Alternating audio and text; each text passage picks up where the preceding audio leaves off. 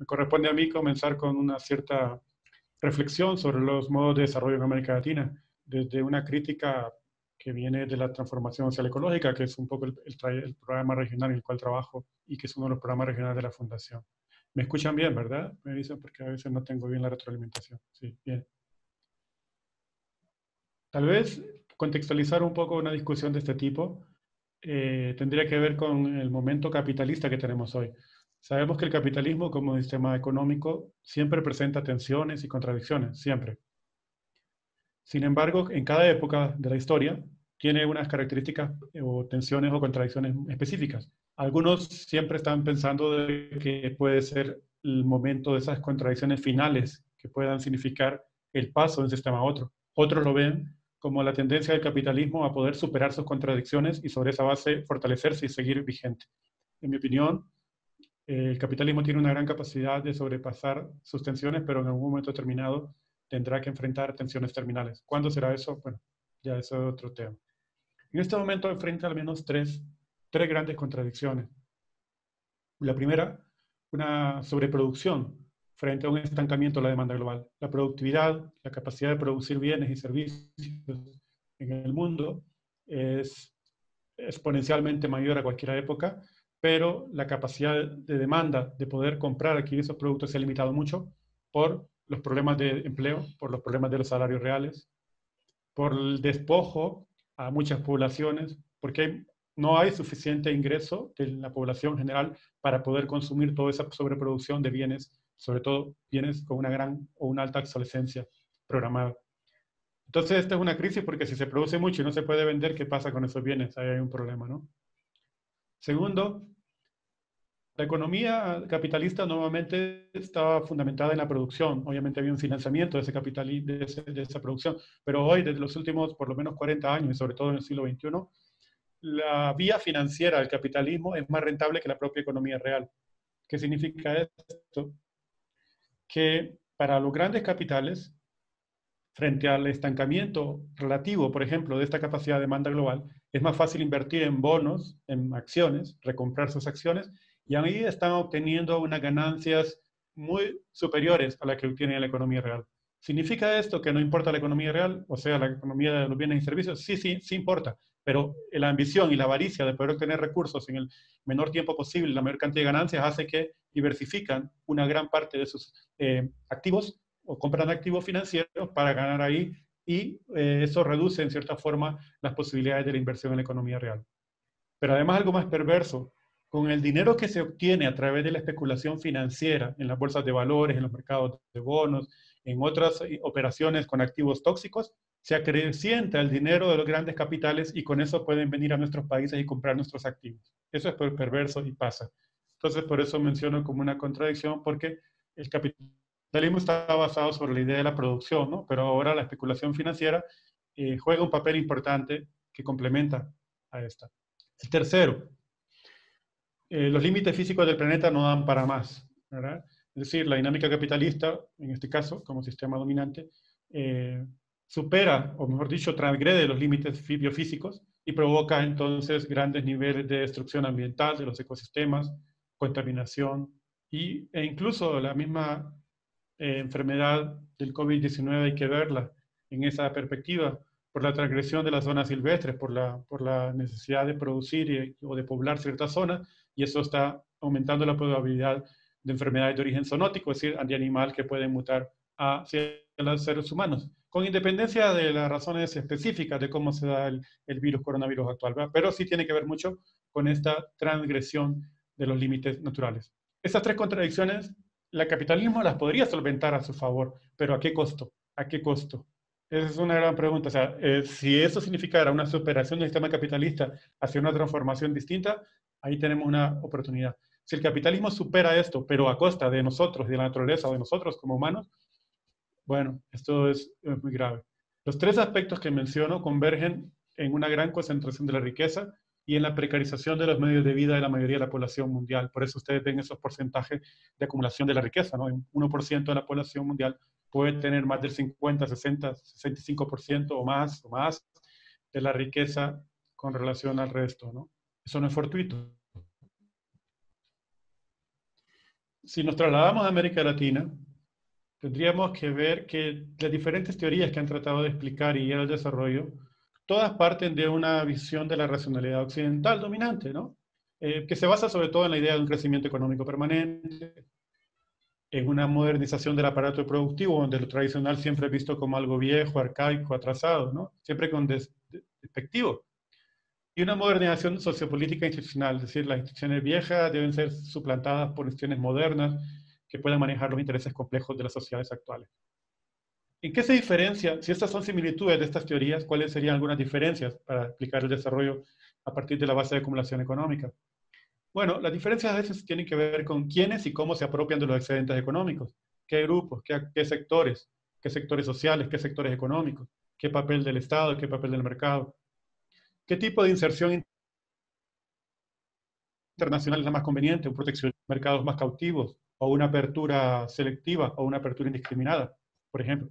Y, por supuesto, qué papel debería desempeñar el Estado y el mercado en este proyecto modernizador, y ahí las diferentes teorías pueden tener diferencias sobre qué papel tiene el Estado, el mercado, más mercado, menos mercado, más Estado, menos mercado.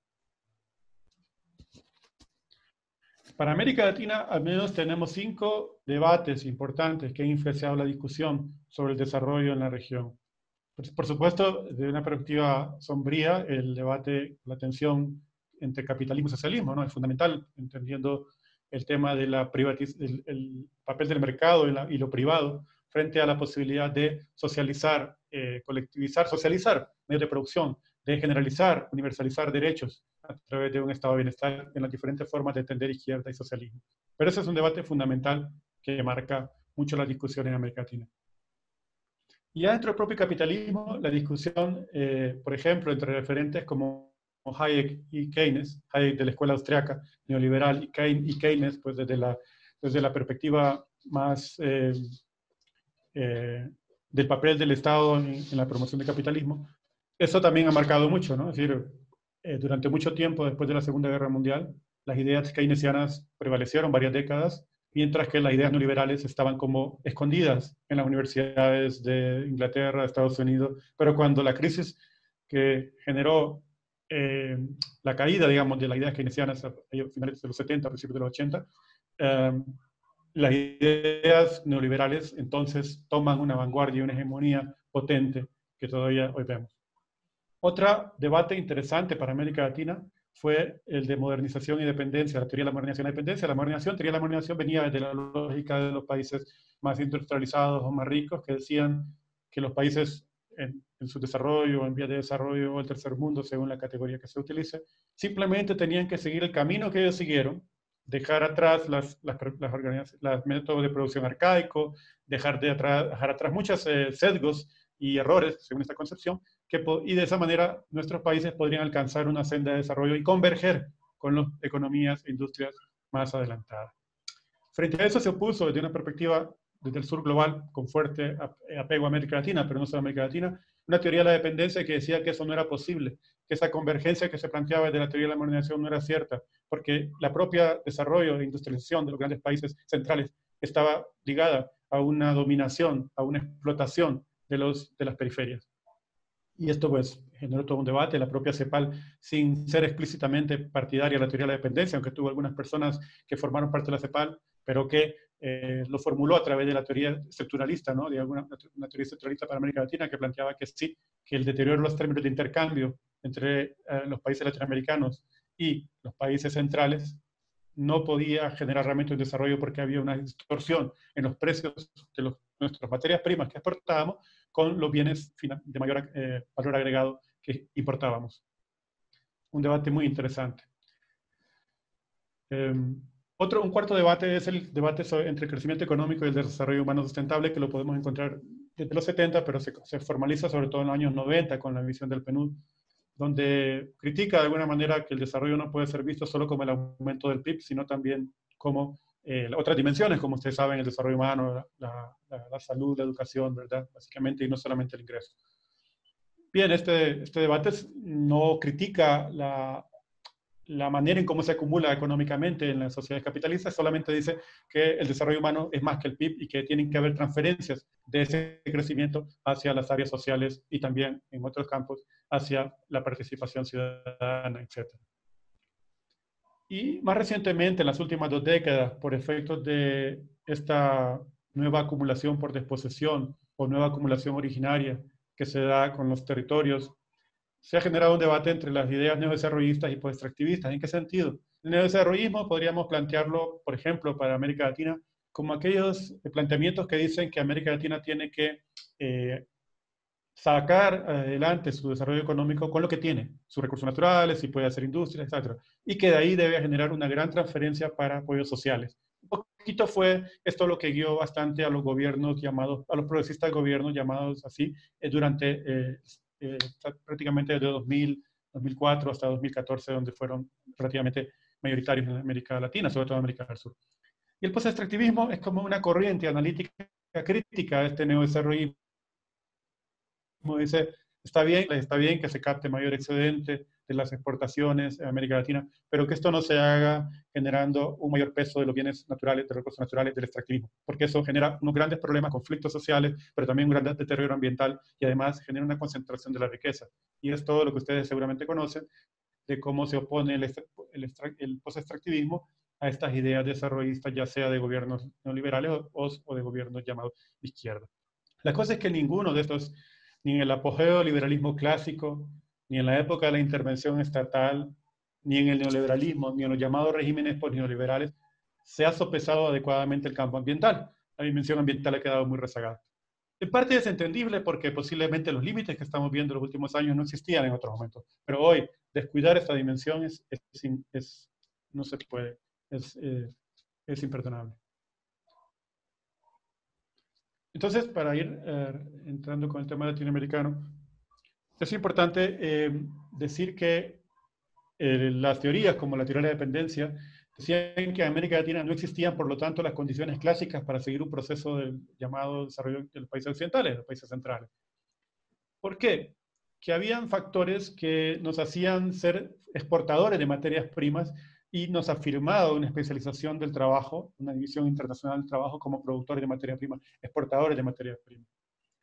Esta lógica de desarrollo en América Latina, vista así, aseguraba que nosotros exportáramos bienes primarios para las fábricas, para el alimento y consumo de las grandes poblaciones que tenían en ese momento Europa, Estados Unidos, tal, pero tenía un efecto perverso, bloqueaba la expansión sostenida de la demanda interna en América Latina. Es decir, si todos los productos salen y no hay encadenamiento productivo interno, no vamos a tener un mercado interno sólido, vamos a estar dependiendo solamente de las exportaciones. Cuando estas oscilan en sus precios, vamos a tener grandes impactos, porque el amortiguamiento de mercados internos más sólidos no lo tenemos suficientemente. Esto es un poco la especificidad latinoamericana. Además, este orden de cosas desalentaba el surgimiento de otros rubros económicos que pudieran convertirse en base endógena de acumulación. Esto significa, relacionado con lo anterior, que la acumulación venía de las inversiones extranjeras que nos venían en la banana, en la caña de azúcar, después en el petróleo, en la minería y tal, para que depende de cada país. Pero nosotros no creábamos realmente unos nichos o núcleos de producción endógeno con inversión nuestra. Dependía mucho de esa inversión extranjera ligada parcialmente con los capitales nacionales de las élites de estos países, que sacaban su propia ventaja también, y además controlaban cautivamente sus propios mercados en productos que no interesaban tanto a lo capital transnacional. Así, dentro de las teorías que han tratado de explicar los procesos de cambio en América Latina, algunas han dado lugar a enfoques y modelos de desarrollo que han hegemonizado durante el siglo XX y XXI, y lo que va del XXI. Aquí hay una gran distorsión, porque cuando se habla en América Latina de modelo de desarrollo, se está confundiendo con patrones de acumulación económica. Cuando sabemos que el desarrollo es algo mucho más amplio, ¿no? Es una riqueza en un sentido más amplio que lo económico. Por eso yo voy a abordar estos modelos pensados desde esta lógica, desde esta distorsión. No porque yo crea que esto es desarrollo, sino porque así se ha visto las discusiones sobre desarrollo dominante, sobre los enfoques dominantes. Obviamente hay otros enfoques siempre alternativos, pero que han sido más marginales y que también es importante en su momento abordar.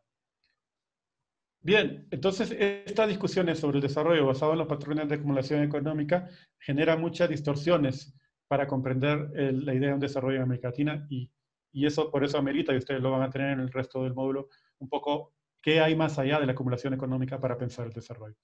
Hoy me toca a mí plantear cómo estos modelos de desarrollo en América, en la región, fueron planteados a partir de esta visión economicista. Desde esta perspectiva y haciendo esta aclaración, tenemos al menos cuatro enfoques predominantes. Un modelo primario exportador, basado en la teoría económica clásica. Un modelo de industrialización por sustitución de importaciones, basado en la teoría estructuralista de la CEPAL. Un modelo neoliberal, basado en las teorías económicas neoclásicas. Y un enfoque postneoliberal, que no tiene un arraigo teórico distintivo o sólido, aunque hay cierta influencia de las ideas neoestructuralistas de la CEPAL que fueron planteadas a partir de los años 90 cuando revisaron su enfoque estructuralista de los años 50. Así tenemos estos cuatro enfoques. Entonces vamos con el primero. El modelo primer exportador se puede definir como la inserción internacional de países considerados no desarrollados mediante la exportación de materias primas, con énfasis en productos agrícolas y minerales. Después, ya con los hidrocarburos, petróleo y tal, no gasta.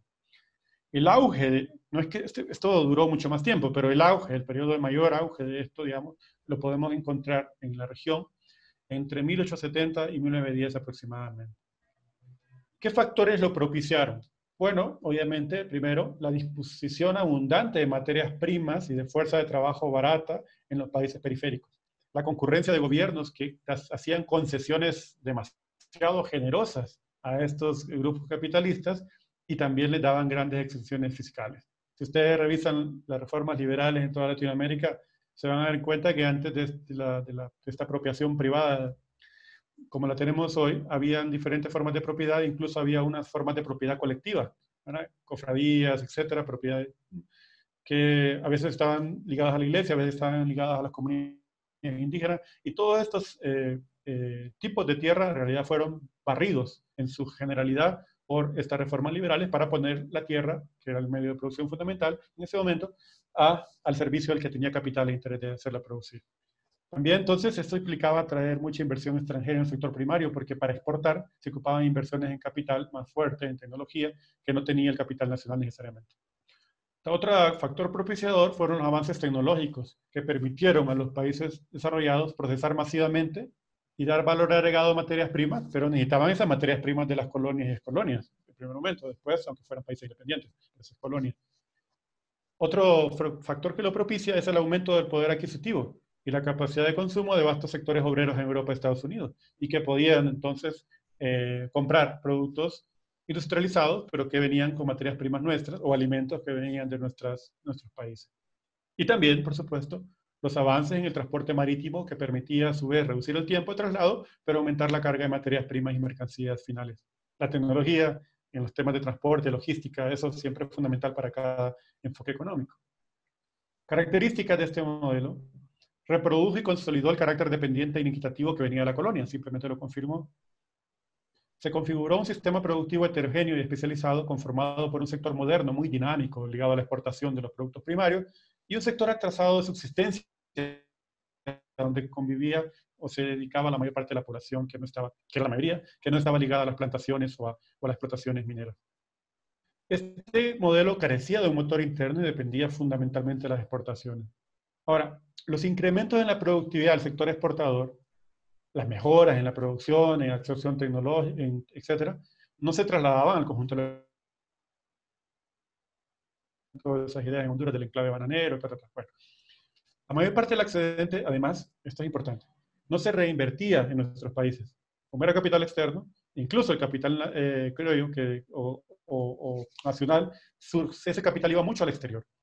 Una porción restante se quedaba en la región y buena parte se dedicaba al consumo suntuario de las oligarquías. Consumo suntuario, o sea, que no eran ni siquiera bienes que tenían que comprarle a productores nacionales y tal, porque eran cosas que se importaban, que si mármoles para sus pisos de sus casas, etcétera, etcétera, etcétera. Esto lo podemos ver en casi todos los países latinoamericanos en su momento. Bien, por las debilidades y las crisis que tuvo este modelo primario exportador, de alguna manera, surge para América Latina un modelo llamado industrialización por sustitución de importaciones. ¿Cuál es su definición? Bueno, industrializar por la vía de no importar para que tengamos que producir nosotros esos bienes. Y eso nos obliga a industrializarnos y a gastar menos en divisas que tenemos que hacer para importar. Para esto se otorga al Estado amplias facultades de promotor económico y gestor en la reproducción de las condiciones sociales de la población trabajadora, con énfasis en las áreas urbanas e industriales. Ese fue el énfasis. se miraba como un camino propicio para aumentar la productividad, acelerar el crecimiento, atraer sistemáticamente la fuerza de trabajo excedente de las zonas rurales, mejorar la distribución del ingreso y reorientar el perfil de inserción. Esos eran los objetivos, ¿no? Generalmente no se cumplieron. ¿Cuál es el auge? Obviamente este modelo o este enfoque lo podemos ver incluso desde los años 1920-30, cuando después de la Primera Guerra Mundial y con la Gran Depresión de 1929, esto afectó mucho los precios de las materias primas y la demanda de materias primas en algunos países y los obligó a tratar de, pero también no podían importar algunos bienes porque la lógica de guerra, cuando fueron las guerras, no era tan fácil poder acceder a ciertos bienes durante cierto tiempo. Esto obligó a pensar un poco en un modelo más endógeno. ¿Qué factores lo propiciaron entonces? Las crisis recurrentes a nivel internacional que afectaron la demanda y los precios de las materias primas. Pero también, fíjense, alianzas de sectores políticos, movimientos sociales y fracciones de burguesía emergente que estaban de acuerdo en ampliar los mercados internos y la industrialización nacional. Características: se opone el modelo primario exportador. Bueno, se opone no en el sentido que lo niega, porque convivieron de alguna manera, sino que plantea que lo protagónico debe ser la industrialización y no la dependencia del sector primario. Porque decía que nosotros tendríamos a deteriorar nuestros términos de intercambio solo produciendo valores sin mayor transformación, ¿cierto?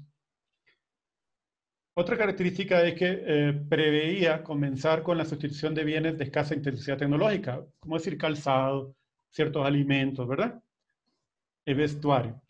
Y según se avanzara en el proceso técnico se podría ir sustituyendo a bienes cada vez más complejos, a bienes de capital, a maquinaria y tal, ¿no? Esa era la lógica.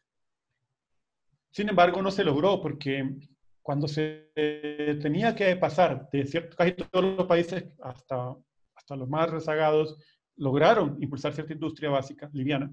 Cuando tenían que pasar a una industria más compleja, dos factores lo impedían. No tenían el suficiente capital o no tenían la tecnología y la escala suficiente como para poder hacerlo. Otra característica es que la región alcanzó durante estas épocas, contrario a lo que se suele decir, que se nos exalta demasiado el modelo neoliberal, realmente que la región alcanzó unos niveles de crecimiento económico más altos, más allá de que tengamos una crítica a que solo pensemos en crecimiento económico, pero los niveles más altos se lograron en esta época, sobre todo entre los años 50 y 70, si ustedes revisan las tasas de crecimiento de la región. O sea, el modelo no fue fallido en crecimiento, después tuvo otros problemas, por supuesto, cuando tenía que pasar a otra fase más compleja. Como dice ahí, que no se logró avanzar hacia bienes de mayor complejidad tecnológica. De hecho, cuando tenía que pasarse a otra fase de bienes más intensos tecnológicamente, como no se pudo desde capital nacional, las grandes empresas transnacionales vinieron a estos mercados y controlaron y colonizaron los mercados para poder aprovechar estos mercados internos, cautivos además, porque estaban bajo lógicas cautivos en ese momento, y así vender frigoríficos, vender refrigeradoras, vender automóviles, vender otro tipo de equipo que no se podía producir fácilmente por empresas nacionales. Además, concentró su radiación en las principales ciudades, fue más urbano. Esto orientó más la migración campo-ciudad que ya se había dado con el anterior modelo, pero lo aumentó bastante, ¿no? Aquí se generan sobre todo los grandes cinturones de miseria alrededor de las ciudades latinoamericanas, ¿no? Debilitó en cierta forma las capacidades de producción agropecuaria, no la de la gran producción de agroexportación, que esa siguió, sino la de los pequeños y medianos productores, ¿eh? Porque actuaban cada vez con mayor riesgo. Y inició la tendencia a la informalización del empleo urbano. Luego tenemos el modelo neoliberal, un enfoque neoliberal, que es como una reacción frente a los problemas que generó en su momento el modelo primario exportador, que planteaba ajuste estructural, como ustedes saben, orientado a la liberación de los mercados y la apertura externa. ¿Cuál es el auge? 90, 2001. ¿Existe todavía el modelo? Sí, y es dominante, pero este momento fue como el auge. América Latina predominó, por ejemplo, de una manera casi total. ¿Existe siempre y es dominante y tiene raíces? Sí, pero el apogeo que tuvo en esa época es espectacular, digamos. Factores de contexto propiciadores. La crisis de la deuda que se dio a nivel mundial y que afectó mucho a América Latina en los años 80, marcó el fin del modelo de sustitución de importaciones y el tránsito al modelo neoliberal. Las restricciones internas y externas que generaban problemas para acumular capital endógeno en la segunda fase del MISI, cuando tenía que ir a bienes más complejos, fue una debilidad a la cual se aprovechó estas ideas neoliberales. Además, hubo un pacto político, así como un pacto también cuando vimos el modelo de industrialización, hubo un pacto político entre el gobierno de Estados Unidos, organismos financieros internacionales y las élites latinoamericanas para adoptar un marco de política mal llamado Consenso de Washington. Características: Fomentó la desindustrialización y la eliminación de las cadenas productivas internas porque su apuesta fue sobre la exportación, sobre lo que pudiéramos exportar. ¿Y qué es lo que podíamos exportar? Materias primas o maquilas que podían aprovecharse de nuestra fuerza trabajadora. No carece de un motor interno y favorece la demanda externa, o depende de la demanda externa, igual por eso se hace más susceptible a los choques externos. Cuando un país tiene grandes mercados internos o una conexión económica más densa en su plano doméstico, le va a afectar menos una variación de precios o una variación de la demanda de los mercados donde exporta. El progreso técnico se concentraba en los sectores exportadores más dinámicos, y la llámese agrícolas no tradicionales, como si el camarón o la tilapia, o si es la maquila textil, o si es la maquila de vehículos, como en México, etc. ¿no? Dos estrategias que intentó este modelo para corregir el sesgo antiexportador del MISI, porque obviamente no podía exportarse durante el modelo de sustitución de exportaciones, de industrialización por sustitución, porque no teníamos los suficientes, la capacidad ni los productos eran de la suficiente calidad. Entonces, había un sesgo antiexportador, de hecho. Entonces, exportar materias primas y manufacturas de escasa intensidad tecnológica con inversión extranjera. La apertura financiera y el ingreso masivo de capitales tendieron a la sobrevaluación de las monedas y a un nuevo ciclo de la deuda. Se miraba un peso muy fuerte en la financiarización de la economía y aceleró una precarización de las relaciones de trabajo por la flexibilización laboral, ¿cierto? En este momento se debilitan fuertemente los sindicatos en América Latina, ¿no? En unos países más que otros. Bien. Luego tenemos un cuarto enfoque llamado postneoliberal, que es más difuso, no es una cosa de construcción, que más está, lo que lo puede generar una identificación es que trata de atacar los efectos más drásticos de la desregulación de mercado y de la reducción de las funciones estatales y el debilitamiento de la política social. Por lo tanto, el neoliberalismo es una categoría descriptiva que incluye diferentes grados de rechazo al neoliberalismo. Puede significar desde alternativas de reforzamiento del capitalismo, como se dice en América Latina, construcción de vías de salida del capitalismo a través de las propias instituciones capitalistas, bueno, no hay ejemplos necesariamente en América Latina, y búsqueda de modos colectivos de concebir y llevar a la práctica organizaciones sociales no capitalistas. De esto solo existen en planos locales o territoriales, pero no a nivel de Estado. ¿Cuál es el auge? Entre 2005 y 2014 aproximadamente, porque fue con el ciclo, coincidió con el ciclo de gobiernos llamados progresistas. Factores que lo propiciaron. El desplazamiento relativo en su momento de la prioridad geopolítica de los Estados Unidos hacia otras zonas del planeta, en especial hacia Medio Oriente y Asia Pacífico. O sea, con todo y todo que siempre tenemos un control fuerte de Estados Unidos, hubo un margen de maniobra relativamente mayor al que tuvimos en otras épocas o al de hoy. Un aumento de la demanda de materias primas para las economías emergentes, sobre todo en China, que significó que gobiernos progresistas pudieran exportar y ahí tener recursos y no depender tanto de los que le da el Fondo Monetario o de las relaciones que tenía con Estados Unidos. Y el otro factor propiciador, el desgaste prematuro de los gobiernos de orientación neoliberal, que habían generado unos altísimos costes sociales, un gran malestar ciudadano, y esto generó nuevas fuerzas políticas con capacidad electoral que llegaron al poder, para bien o para mal. Características: privilegiaron el crecimiento a partir de la exportación de recursos naturales, aumentaron la inversión y el gasto social, apoyaron la ampliación del consumo popular y aplicaron medidas compensatorias dirigidas a los sectores más pobres. Redefinieron algunos criterios con relación con el capital, pero, por ejemplo, cobrándole más regalías, más impuestos a las grandes actividades exportadoras, pero sin alterar el papel de la región en la división internacional del trabajo. Además, muestra serias limitaciones para avanzar hacia una diversificación productiva, ¿no? Y ha reforzado la conflictividad socioambiental. ¿Cuántos minutos me quedan? ¿Se quedarán unos 6 todavía? Perdón, Luis, por si... Sí, tenés 6 minutos todavía. Ok. Dale. Sí. Estos enfoques no hay que verlos como modalidades aisladas. Nunca la salida de uno significó la inexistencia del otro. Siempre hubo una remanencia, sobre todo de los de los que tienen un fuerte componente más pro mercado, el modelo primario exportador y el modelo neoliberal. O sea, tienen una fuerte remanencia, ¿no? Han reforzado en América Latina lo que se conoce como heterogeneidad estructural, o sea, diferentes niveles y capacidades productivas que generaban una gran concentración de la riqueza en unas muy pocas sectores productivos. Los cuatro, pese a sus diferencias, comparten estos rasgos comunes. Conciben la modernización como un proceso evolutivo lineal, basado en el crecimiento como factor fundamental. Hay una subordinación y negación del valor intrínseco de la naturaleza en la relación del ser humano con el entorno. La naturaleza se explota, esa lógica. Y una subordinación y exclusión de los saberes subalternos, saberes ancestrales, saberes de comunidades, una racionalidad occidental dominante. Algunos aspectos que son fundamentales para entender en el caso de América Latina, donde, sobre todo para Sudamérica, también Centroamérica, pero nosotros como Centroamérica tenemos una combinación de extractivismo con esto de las maquilas y tal, ¿no? Eso en Sudamérica no funciona así, no hay esa lógica de maquilas como tales, ¿no? A nivel de capital extranjero que llega y inserta a los países en las cadenas de globales de valor, no es tan claro, eso es más en América Central, México y Dominicana.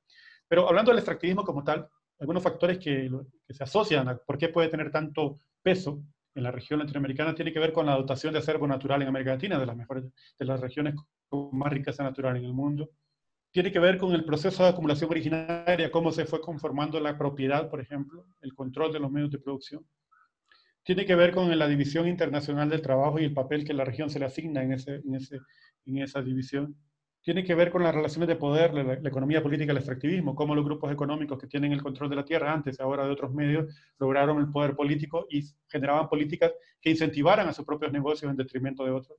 Tiene que ver con la heterogeneidad productiva, justamente porque el extractivismo es muy concentrado, genera poco empleo, y el resto de la población, que no tiene mayores incentivos ni políticas de apoyo, va a estar en niveles de precariedad en general.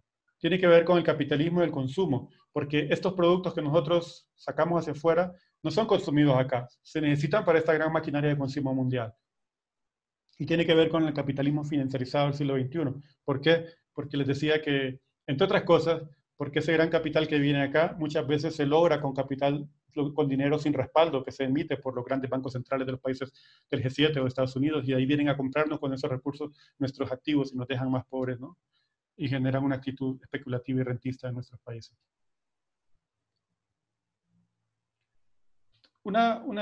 Me quedan dos láminas nada más.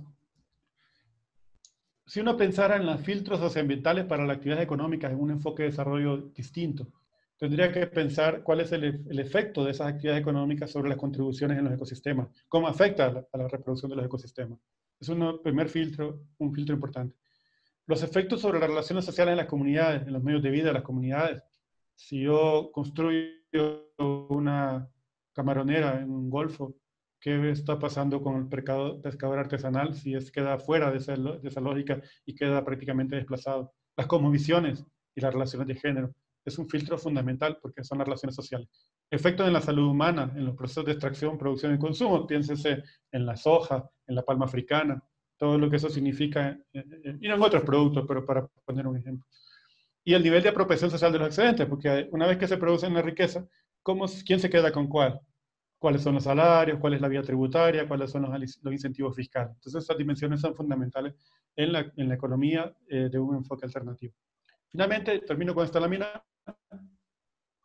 No me pidieron hablar hoy del enfoque de transformación social ecológica, por lo tanto no concentré la presentación ahí, sino más bien la crítica a los enfoques económicos confundidos con enfoques de desarrollo. Pero si pensáramos en un modelo alternativo, o un enfoque alternativo más bien, no modelo, enfoque, desde una lógica, por ejemplo, de transformación social ecológica, tendríamos que pensar al menos en 6 dimensiones.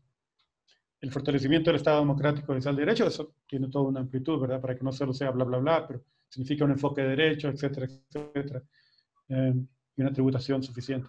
Una economía circular, plural e inclusiva, donde hay diferentes tipos de propiedad, diferentes lógicas productivas, que no solo sea la de lucro, y que se privilegie mucho el tema del trabajo.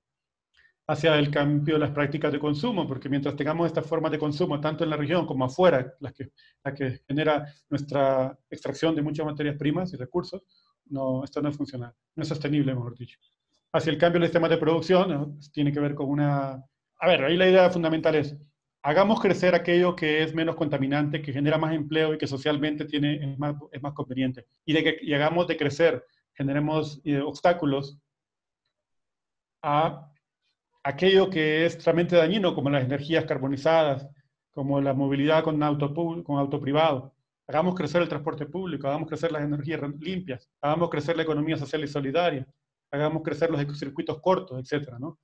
Y eso tiene que ver con las lógicas de gestión y ocupación del territorio, que no me voy a tener, pero es que la ocupación del territorio responde a esta división espacial del trabajo, ¿verdad? Y hacia la transformación cultural, lo pongo por último porque es la base, es decir, la base en el sentido porque si no se cambia los sentidos de vida, Realmente esto no puede ser cambios meramente tecnocráticos o tecnológicos o de otro tipo, simplemente serían cambios cosméticos. Se necesita una transformación cultural en lo que consideramos como riqueza. Siempre recuerden aquella visión tridimensional de la riqueza que he estado diciendo en los últimos años, ¿no? La riqueza no solo es bienes, la riqueza también son relaciones convivenciales, la riqueza también es tiempo. Muchas gracias.